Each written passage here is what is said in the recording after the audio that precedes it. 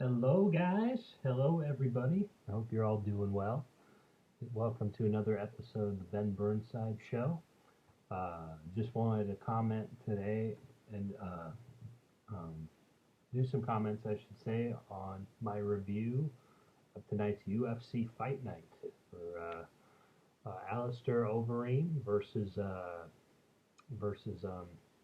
Augusto Sakai uh, for the main event. It was a short card. It was only 7 fights long due to some cancellations from COVID, I believe, mainly COVID.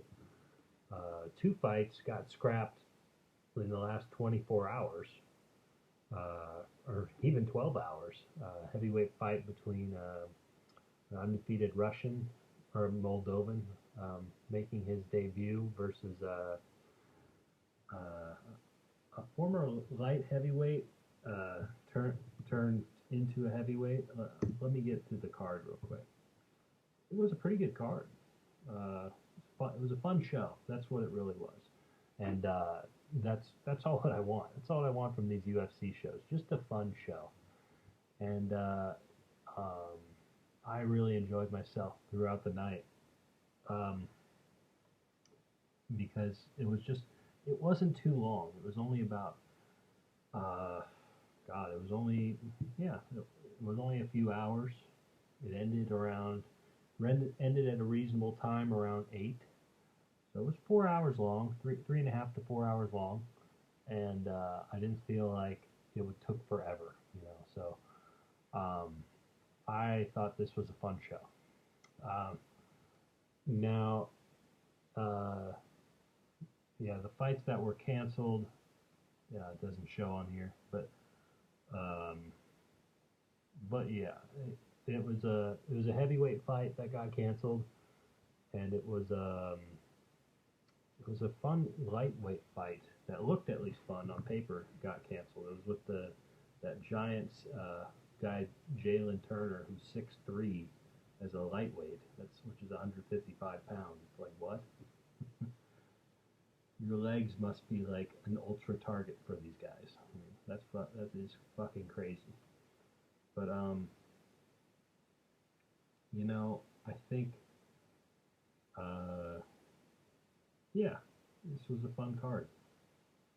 Very fun card. But there were a couple of cancellations. I thought there was one more cancellation, but I can't seem to find it. So, and there was a fight tonight that I'll get to where it had two canceled fighters that were supposed to fight Brian Kelleher, but the fighter that was going to fight Kelleher this evening, as of 24 hours ago, I think he got COVID or something. So a very, very short notice fighter named Ray Rodriguez. He came in to fight Kelleher, but lost. But I'll get more into that in a little bit. But let's start with the prelim portion of this card, where there were 4 fights, and there were 3 fights in the main portion of the card. Or did they scrap the prelims? Yeah, well, no, they scrapped the prelims of this card, which is pretty cool. So it was a full card, seven fights on the card, and they haven't had a 7-fight card since 2005. They reported that on the show. 2005. They haven't had this short of a show. Think about that. That's insane. Um, God, I thought they would had shorter cards back in the '09 to 11 days. Easy. Um, the card with the 7 fights in 2005 that had a main event fight between Nick Diaz and Diego Sanchez, but it also featured people like Rashad Evans and Kenny Florian. So it was a lot of Hall of Famers in there.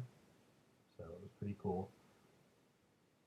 I haven't seen that card, so I gotta search it out and find it and watch it one day. But let's get into the card. The first fight, I gotta be honest, I still haven't watched yet. It was it was a bantamweight fight at 135 for the men. It was Cole Smith taking on Hunter Azure, who have both had a fight, I believe, in the UFC, or at least Azure has, but they're still relative newcomers. Azure won by decision. Looks like he was the majority winner of the strikes, I want to say. And let's see. It shows it right here. Yeah, Azure hit 83% of his strikes.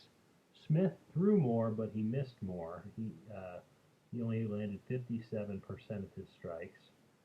Azure had a knockdown, while Smith didn't have any.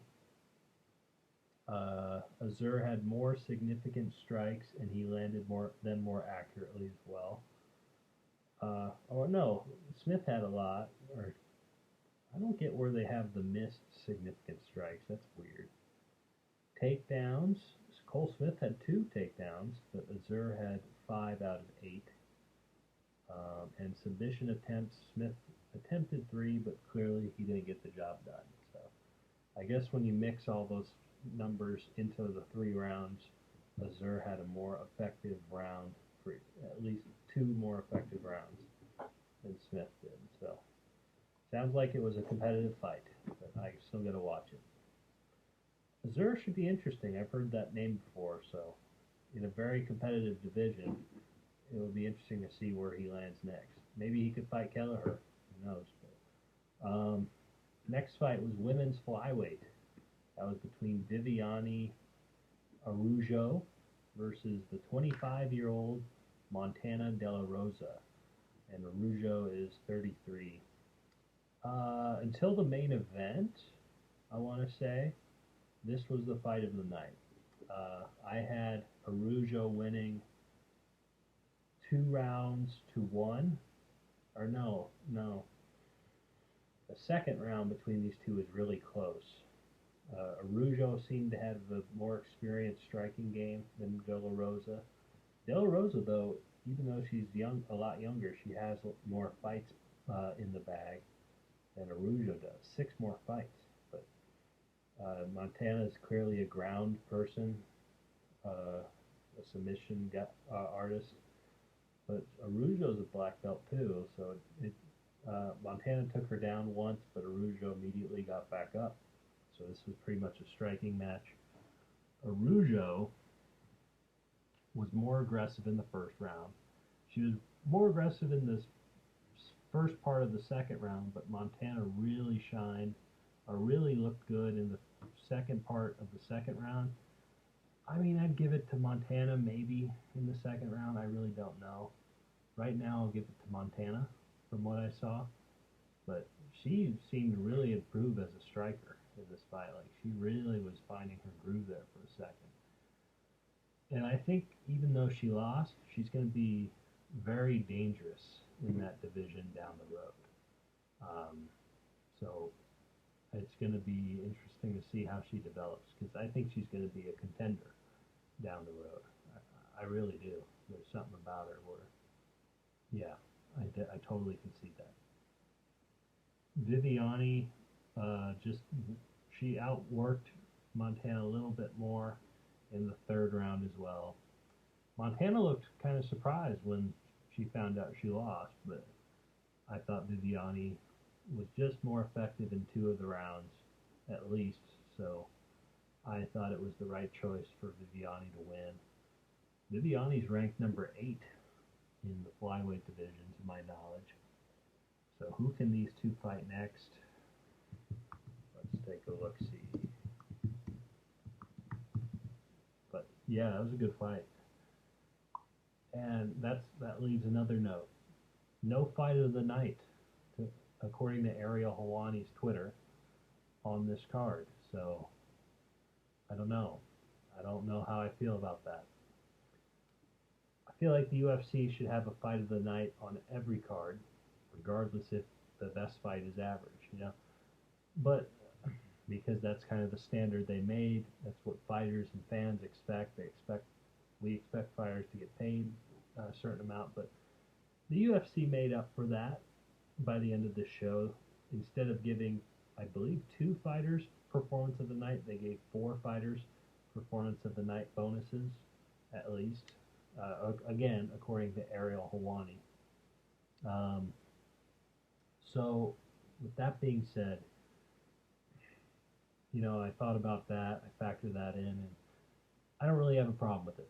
I don't really have a problem with it at the end of the day. If they do that, because that kind of makes up for it, right? So there you go. There were a lot of finishes on this short card. So again, this was a fun card, and it makes sense that these fighters they kind of deserve that. So I feel like the fighters that did the finishes, they deserve bonuses. Let's be clear. Well, not be clear, but that's my opinion. My opinion. So where does Arujo go from here in the rankings? I think, as it's loading. Sorry, my face is all red. I was exercising and I just had an energy drink, so I think my body's like, whoa. There you go. There you go. And I also just took a shower, so my face might be red from that too. Women's flyweight. Okay. Jillian Robertson got pushed into the flyweight division. It looks like the Korean woman from last week who fought Alexa Grasso got knocked out of the division, with Grasso being put in the division from that win from last week. Alexis Davis. I hate it when they do this. I noticed they do this. The UFC put Montana one rank above Alexis Davis in a very sneaky way, in order to hype up the fight a little more, just because she has one bigger of a rank. I don't like that. I feel like that does more harm than good for the UFC. No one. How many people will really care if you put Montana at number 11 instead of number 12? Like, come on. But Viviane Arujo, they kept her at number 8 before this fight, so I think Montana will drop back down below Davis and Shevchenko, Antonina Shevchenko. She'll maybe be number 15 with this loss. And as for Arujo, she might pass Modafferi, and be right at 6 or so, with being right behind Joanne Calderwood and Jessica I. That seems to make sense. So I see Montana maybe fighting maybe a Jillian Robertson next. I don't know if they've fought each other before. Let's just check and see. That would make sense. But Montana, she got hit quite a bit in this fight, so maybe she needs a little more time than Jillian, who was rather dominant in her last fight, if I remember correctly.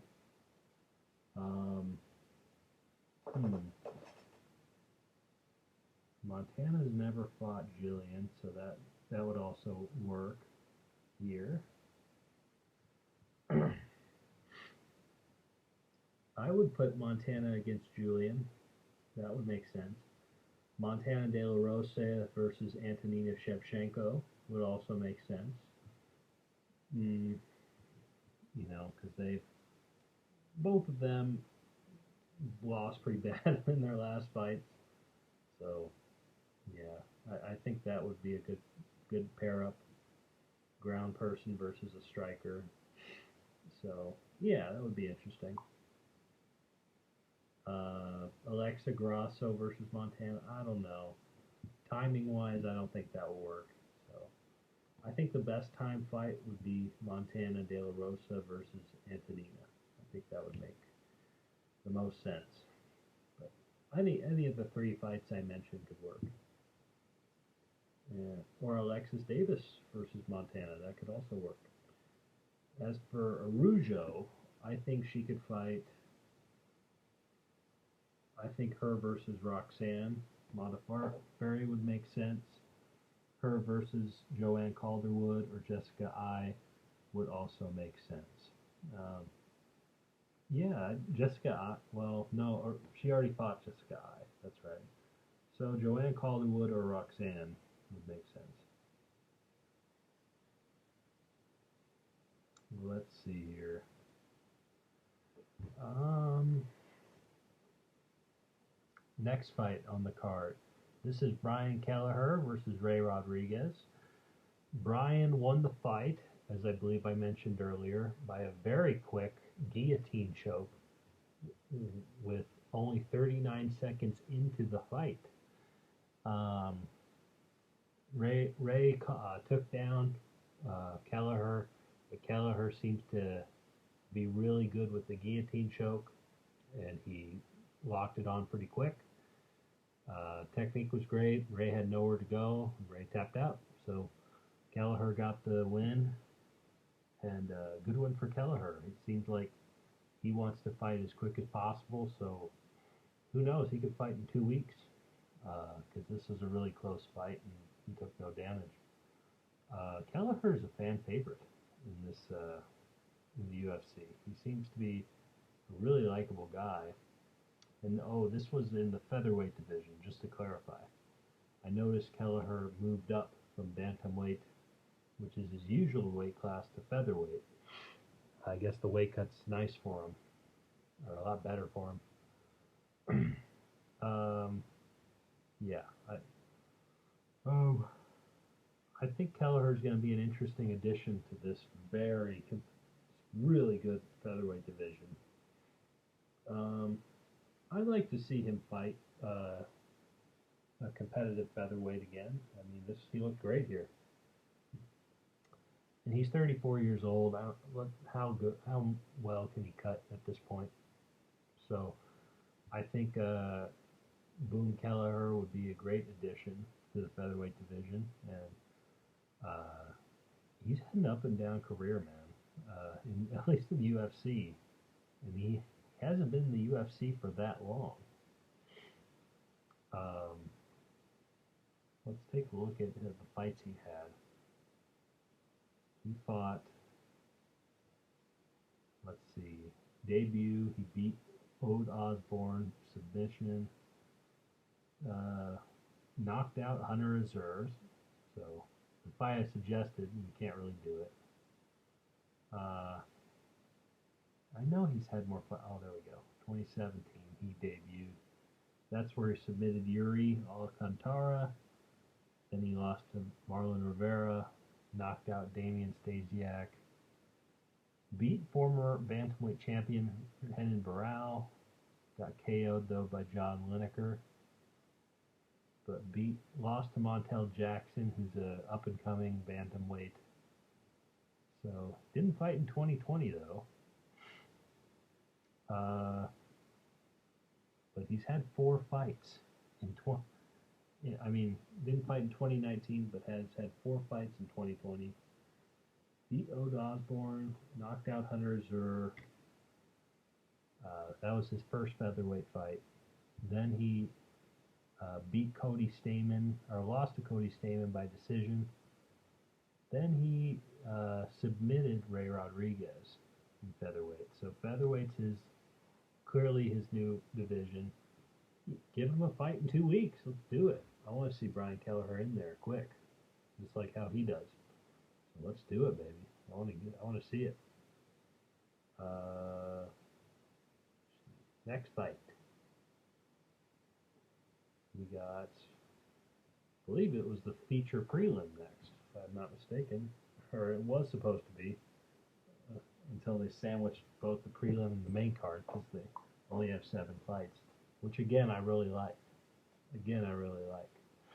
I'm going to tell you what John Anik said by the end of the show in the post-fight talk with Daniel Cormier, who was his broadcast commentator tonight. Middleweight division is next, where 2 unknowns are fighting, at least to me. Andre Muniz, who's 20-4, taking on Bartosz Fabinski from Poland. Muniz is from Brazil. They were talking right before the fight how Muniz is particularly special on the ground, and he's had submitted a guy on both the Brazil and American Dana White Contender Series in order to get into the UFC. So the fight started. Bartos, who's a known wrestler, he's beaten Darren Stewart from wrestling, so he's a accredited guy in the division as well. He took Muniz to the ground, and Muniz maneuvered him in a way to where Bartos didn't see it coming. He caught him in an armbar, and very quickly he had him. Bartos had no choice but to tap out, kind of frantically, and the fight was over. Thankfully, Slavinsky's arm wasn't broken or anything, and Muniz won the first round rather unscathed. Again, this fight only lasted 2 minutes and 42 seconds, so another rather short fight.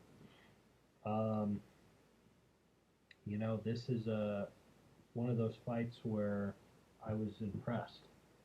This is another guy that came up under my radar, and he's an interesting addition to the middleweight division. So I can't wait to see him go forward. And he's not that old either, right? How old is he? Doesn't say on here. He's 30. Okay, so he's in his prime. He's 30 years old. Yeah, I think he'll be an interesting addition here. If people put him on the ground, if he goes on the ground with someone, that person could be in trouble. Except for if it's Jacare or something like that, or maybe OL. But so he'll be interesting to watch. Who could I see him fight next?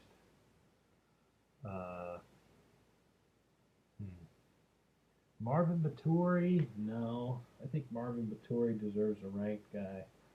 Maybe someone that's just out of the top 15 could be next, and if he wins that, he could be fighting a top 15 guy after that. So that's how I see it.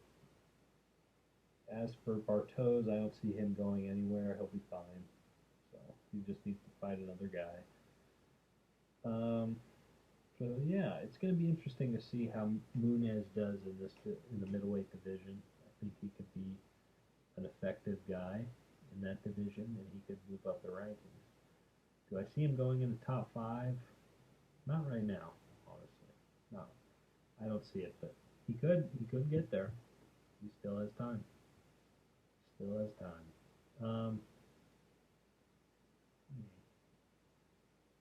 Yeah, still has time. All right, we get into the third of the last fight on the card. We have the welterweight division. Only time the welterweight division was on this show. Michel Becerra, the Ultimate Showman, taking on Russia's Zalil Amadeev, who really had to win this fight, because if he lost this fight, he could arguably be released since he's already lost 2 in the UFC. And he didn't get the job done tonight. Michel rather dominated him in this fight from pillar to post. This Michel Becerra, talk about a guy who, just in my opinion, I don't like him.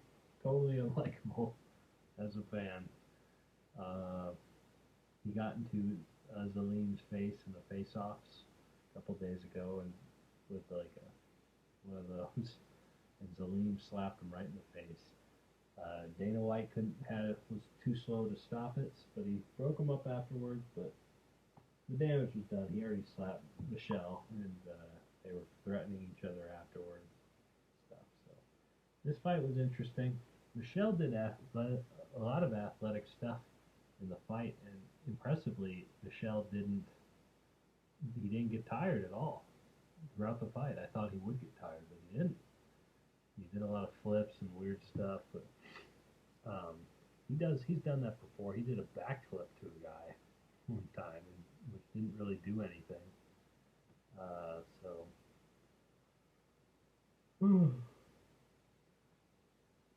There you go. But the UFC's pushing Michel Becerra a lot. because he does a lot of weird stuff like that in the octagon. And he did it tonight a lot. He slapped Amadeev a lot. Clearly, I think he got in Amadeev's head, honestly. That's my opinion as a fan. That's what I think happened. But I think Michel just he's a talented guy. He's a supremely athletically gifted specimen of a man, clearly. But I just think he's an impressive fighter.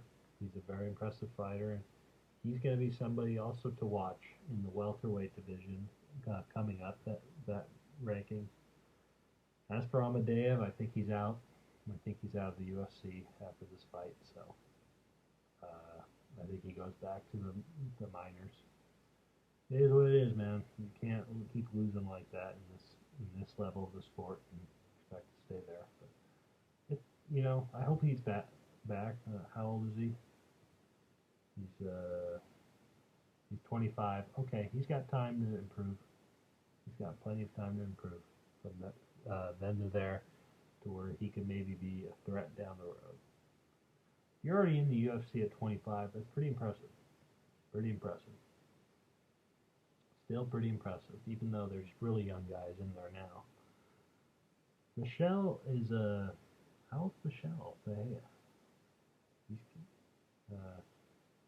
He's 27. Okay, he's in his prime. I think he will be an interesting addition to the welterweight division. Again, I don't like him that much. That's just my opinion. I thought he was the instigator throughout. And sometimes that rubs me the right way. Most of the time, though, it seems to rub me the wrong way, especially if you're forcing it. With Conor McGregor, he doesn't force it. That is who he is. Even though that would have bothered me too, though. So I don't know. I don't really know how I react all the time to that kind of stuff. So yeah, but who could Michel Bahia fight next? He could fight Robbie Lawler. He could fight Anthony Pettis. He could fight Nate Diaz. That would be interesting. That would be an interesting fight. He could fight a lot of veterans coming up. But also another one that's coming into the rankings very soon for welterweight is probably that Khamzat Chimaev, because the UFC sees a lot in him, understandably so. So there's a lot of people coming up in the welterweight division who could be posed as a serious problem down the road. A very serious problem for people. I think Michel could beat Robbie Lawler or Anthony Pettis. Michel Bahia versus Jeff Neal. Michel Bahia versus Nate Diaz. Bahia called out Jorge Masvidal for the BMF belt. He wants the winner of Masvidal versus Diaz 2 for the BMF belt. Interesting call out. Will it happen? No, but honestly, I don't really want to see it happen. At least not yet. So we'll see how it goes. I like the fight between him and Jeff Neal. I think that makes sense. Him and Robbie Lawler, I honestly don't want to see. That also makes sense too, unfortunately, but I'd rather not see it. Anthony Pettis, same thing. Bahia is way bigger than Anthony Pettis. I think so. I don't know about that fight either. But him versus Robbie Lawler makes sense, unfortunately.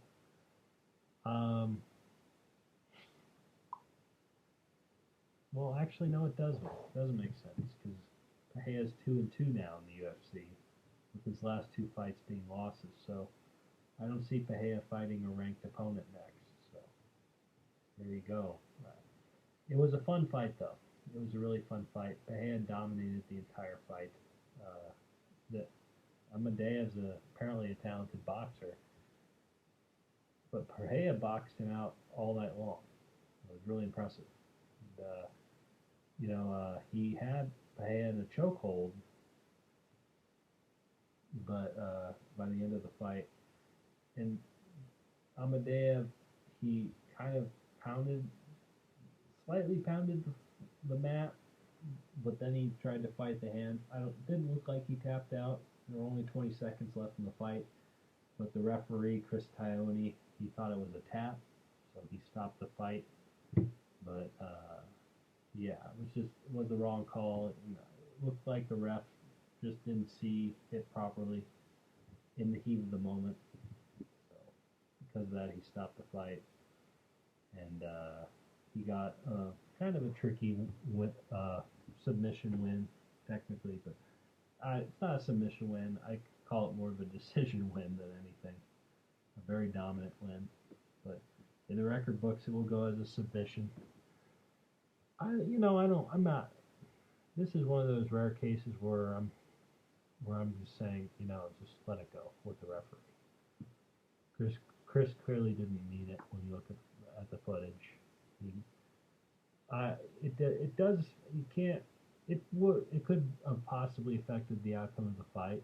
Within 20 seconds, Amadeev, it was possible in thinking he could have gotten up and threw a knockout punch at Pereira within that time, but it's such a low chance, of that happening. Let's be, come on, how big of a chance would he had in doing that? So even Daniel Cormier said in commentary, and Cormier, who did a fun job, really good job in commentary tonight. I disagreed with him in saying it doesn't matter. Clearly, it could have mattered, but the possibility of Amadeev finishing Pereira within 20 seconds is pretty damn low. So it's no big deal, probably. I don't know. Probably no big deal. So there you go. And it's another thing of, it's another example of just how hard this referee job is. And just how difficult it is to judge a fight. So, or as a referee in the heat of the moment, especially when your decision is final, and it's so it's so ultimate in the outcome. You can't go back and change your decision, which is decided in the heat of the moment. So it's really sad and unfortunate, but overall, I highly doubt it would have made a difference. So I'm not too upset about it, really. All right, let's get into the co-main event, which featured a light heavyweight match between Ovince St. Preux, veteran, the man of the Von Flue choke, or I will just call it myself the St. Preux choke, because I think he's done more for that choke probably now than the Von Flue guy has ever done. I'm willing to debate that now. He took on a hot prospect, the hot light heavyweight prospect, Alonzo Menifield, or one of them at least. Menifield just got off a loss from Devin Clark, who curiously is, I feel like, in lesser standing than Ovince St. Preux is, at least in terms of the rankings. So, or in the pecking order, I should say, because St. Preux is not ranked anymore. But yeah, I just think that's interesting that Ovince St. Preux had to fight Menifield next.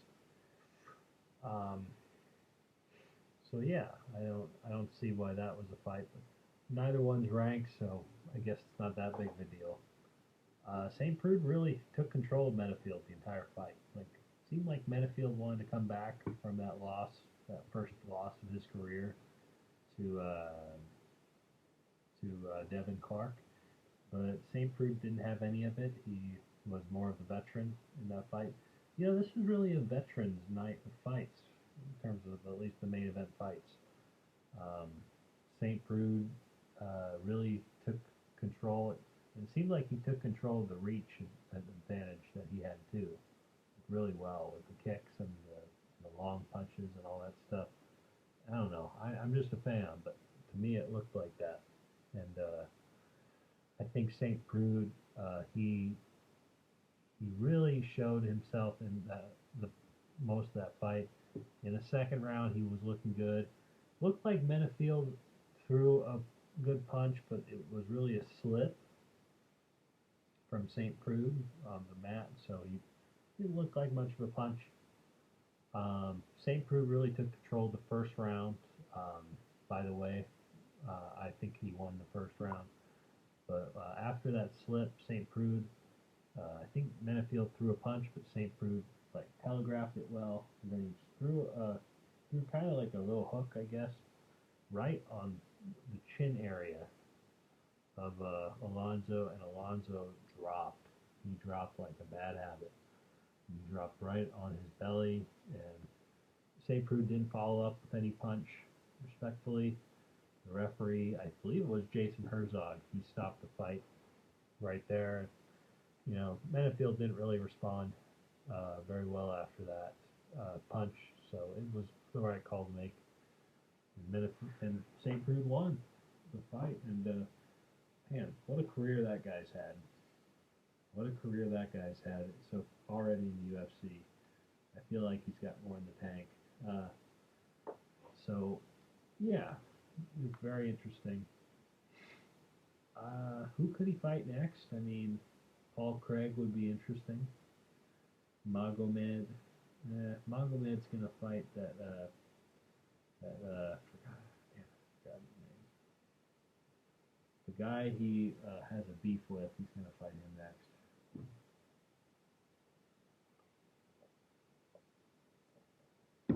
But it'll be interesting to see who St. Prude fights next. I would like to see him fight a ranked guy. Maybe he could fight Devin Clark next. That would be a good square up. Yeah, I want to see that fight. The winner of that fight is ranked in the light heavyweight division, or he could fight Paul Craig. That would be another interesting fight.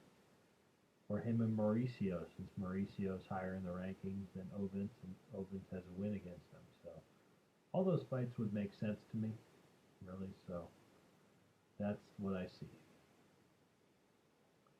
I don't know what they're gonna do with Mauricio. I don't like him fighting any of these new light heavyweight guys that have serious power and have had less wars than him. I don't know. Maybe him versus Paul Craig would make sense for the next fight. So it'll be interesting to see what happens there in the later part of the light heavyweight division with all those guys I just mentioned. So there you go. As for Alonzo, Alonzo could fight. He's not going anywhere. He's not going to get released. But I think the hype train stopped, unfortunately, which is a bummer. I like Alonzo, but you know, it's just it's one of those things. He's now fighting some of the top guys in the world now, and now it's just to where he has to improve and go back to the drawing board. Just one of those things. But it's hard to do that in this division because there's so much power punching in this division to where it almost doesn't matter if you get caught. But I don't think it's going to be like that. We can only wait and see. And don't forget, Alonzo has power too.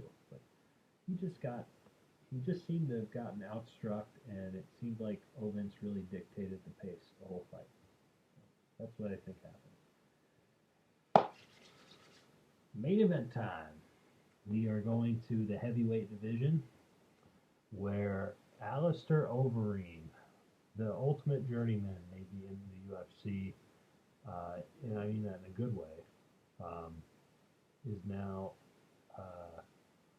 is going for what is said to be his last shot at a title run, his last chase campaign for the title. He is going to be fighting a new and upcoming fighter, Augusto Sakai, who has done nothing but win as of late ever since he's gotten into the UFC.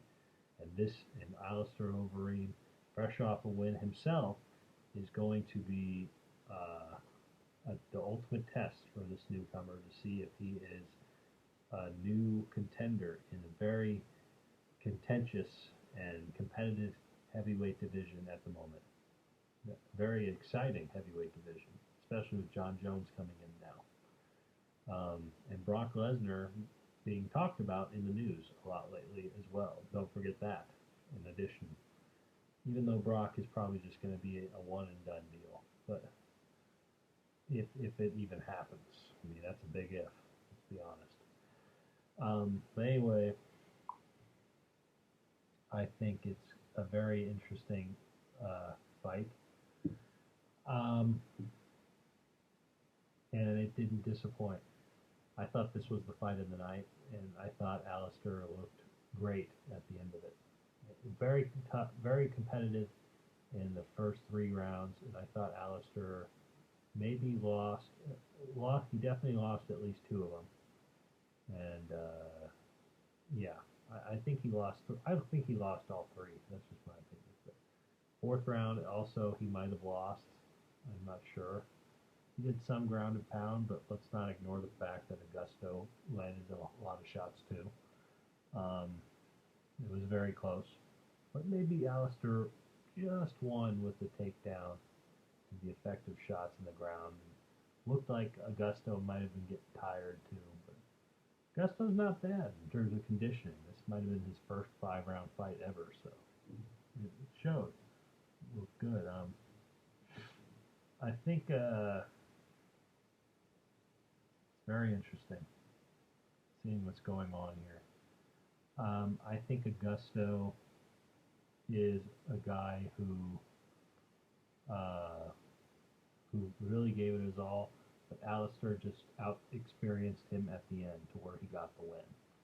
And it was an effective win, too, for Alistair. And quite frankly, a bit of an impressive win as well, the way he finished it. I don't know if I've seen Alistair finish a fight quite like that before with ground and pound. So I was very impressed, and frankly, I was very happy for Alistair Overeem. I am a fan of him. I like him. I really do. I think he's a likable guy to me. I don't know. I'm glad he's got the win, and I hope he does do good with his title run. Apparently, I didn't see his fight with Jorginho Rosenstrike, but apparently he won.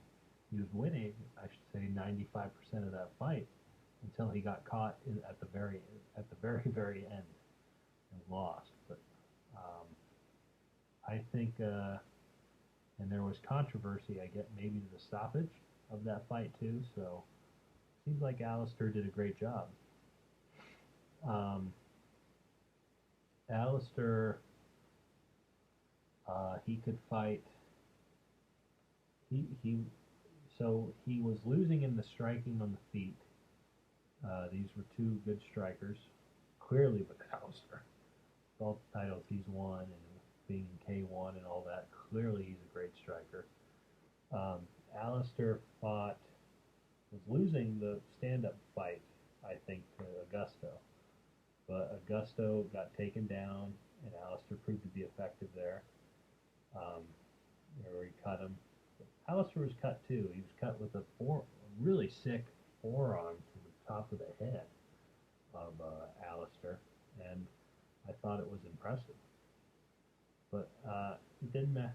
Alistair nevertheless weathered the storm, and he wasn't definitely touched though in the fight. But the takedown was a blessing for Alistair, and he just happened to slowly take control. Just happened to. I don't think that was his plan. Well, he said in the press conference his plan was to submit Augusto. That was his strategy going into the fight. So, but it didn't happen that way, and but it didn't matter because it was clear that Alistair seemed to have a better ground game going into the fight as the fight progressed than Augusto does. You know, Alistair seems to have a better ground game, and Alistair kind of unintentionally took advantage of that as the fight progressed. 5th round, he immediately used his veteran instinct, which experience was a big factor here. He took down Augusto the exact same way he took him down in the round before, and he just did ground and pound, ground and pound, ground and pound. Eventually, at the end, Augusto wasn't really fighting back, kept grounding and pounding. Herb Dean gave Augusto a chance, but Augusto didn't respond, and eventually Herb Dean stopped the fight right there.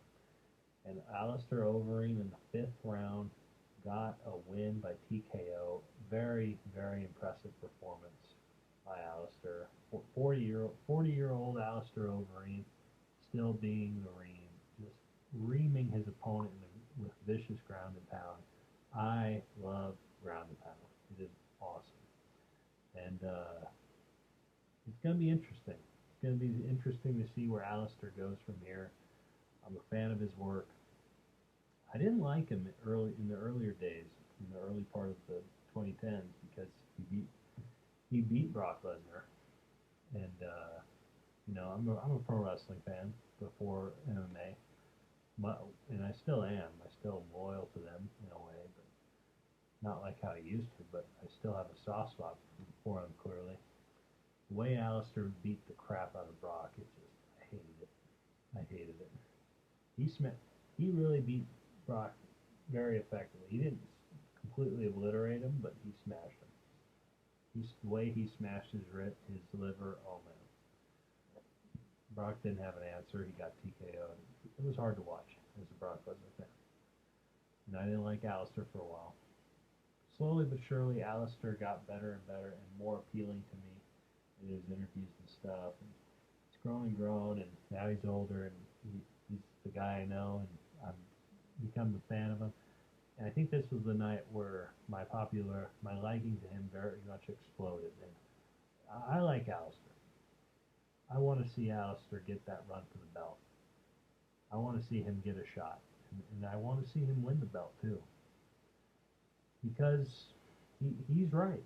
He's right when he mentions that he was beating Stipe effectively in the fight until Stipe got the upper hand and eventually won. He was winning that fight. He caught Stipe hard.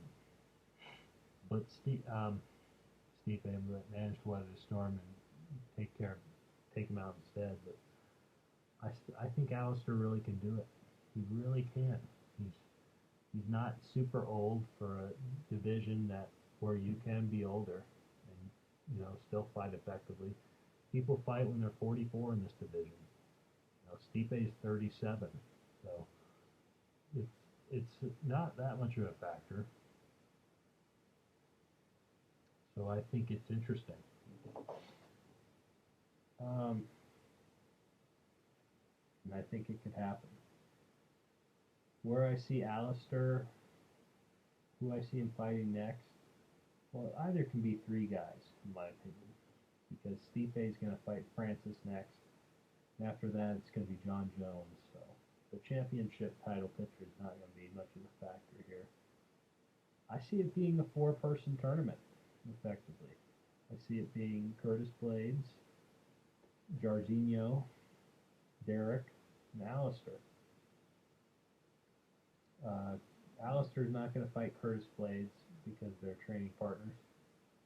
But I could see Alistair fighting Jairzinho in a rematch, most likely. And I see Curtis Blades fighting Derek Lewis next. I think that's the fight people want to see. They want to see Curtis take on Derek next and kind of have them go at it. They've been barking at each other. Derek did a lot of tweeting towards Alistair to where he thought Alistair was losing 10-8 or 10-7 in every round, including the 4th, which is kind of funny. But Alistair heard about that, and he just said Derek's talking smack. And it doesn't seem like Alistair has an interest in fighting Derek over Curtis. He thinks Curtis can deal with him. And then he could fight Derek after Curtis takes care of him. And as far as Jairzinho Rosenstrike goes, he doesn't seem super interested in fighting him because he feels like he beat him already. because he dominated so much of that fight. But yeah, it's interesting. It's interesting where Alistair could be going forward if he wants to get to his run. Could he beat Jairzinho? I think so. He could beat Derek Lewis too. He's better on the ground than Derek, but Derek can just get up though. He's so big, nothing can really seem to keep him down. He just gets up. So that's how I see that.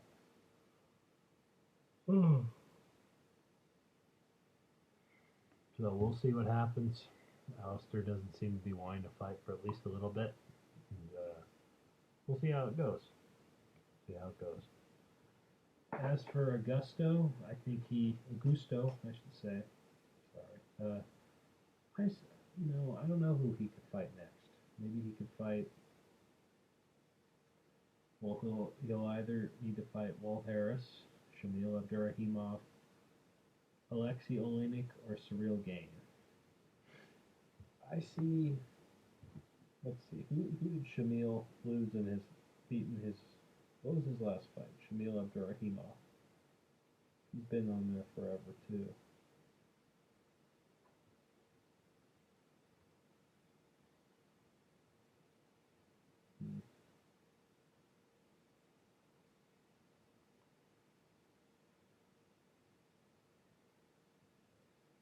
Damn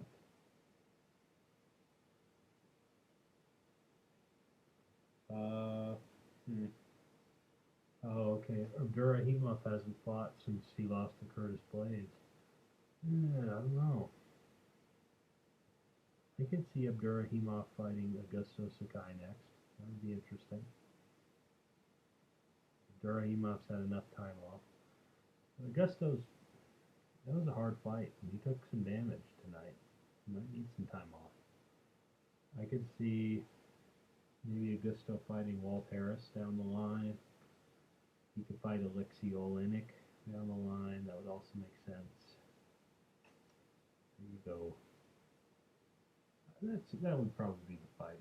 Augusto Sakai versus Alexei Oleinik will probably be next.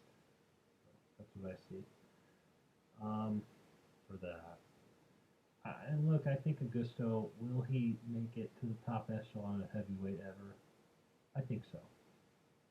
I think he has too much time left to not make it up there, and which is a lot of time for him to learn stuff. So I think he will do well, and I think he will eventually make it. Especially since some of these guys retire, kind of like Stipe. Stipe is 8 years older than Augusto, or like Alistair. So Junior Dos Santos, he's got to be getting up there too. I mean, there's guys here that are getting older already, so he'll definitely go up just from that alone if he stays the course here. So again, we'll see how this goes. So that's how I see it. That's how I see it, man. One win for the Reem. I'm very happy for him. Happy he got the win. I hope he enjoys it. I like his personality too. I really enjoy him in that way. And, yeah, I'm just very happy for him. Couldn't be more happy. And that's how I see that fight. It was a very enjoyable fight too. So, go watch it if you haven't seen it. It's a good fight. You'll enjoy it. So, all right, that's pretty much my show for this. Quick card, as I said before.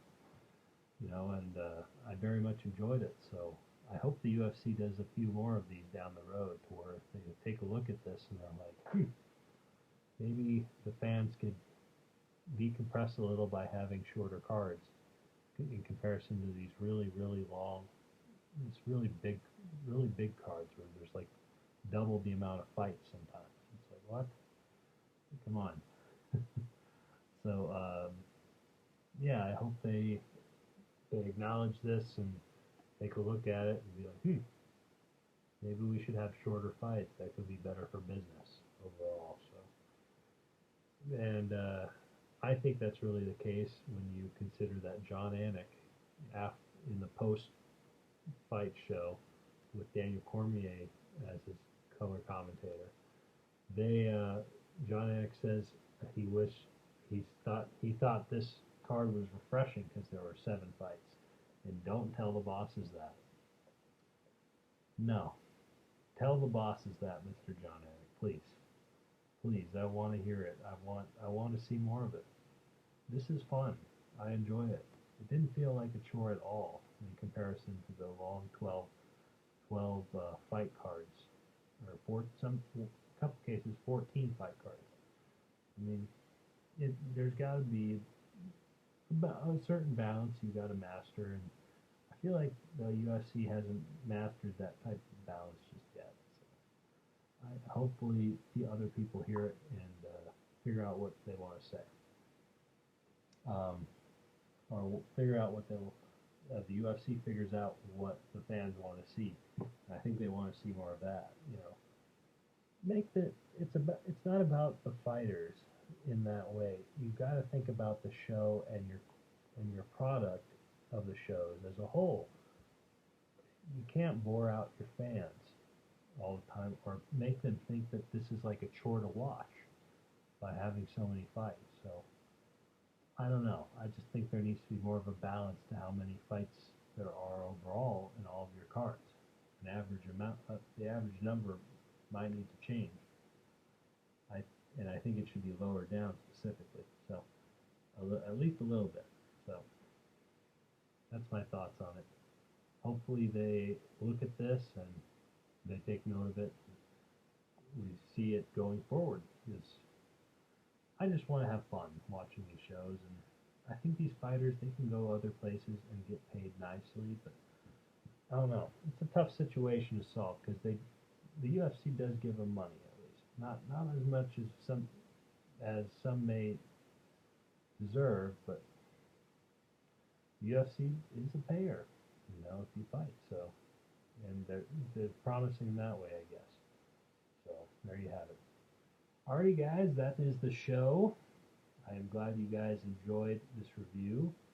I'll try to do more of these. I know the next week is kind of honestly even smaller card than this one, with Michelle Watterson taking on Angela Hill for the main event. Thiago Santos versus Glover Teixeira got moved up because Glover tested positive for COVID. So this would be a fun little card too, nevertheless. Maybe not as fun as this one. We'll see. We'll see how it goes. So hopefully it does go well, and hopefully I'll get a review for you guys next week as I try to do these shows more often. So there you have it. Alright, guys, like and subscribe. Enjoy the rest of my videos. What did you guys think of the show? Leave the comments down below. What do you guys think of my opinions? Feel free to comment on that as well. And until then, I will see you guys later. Enjoy your Sunday tomorrow. And until then, I'll catch you on the burn side. And you have a great night, guys. Stay safe.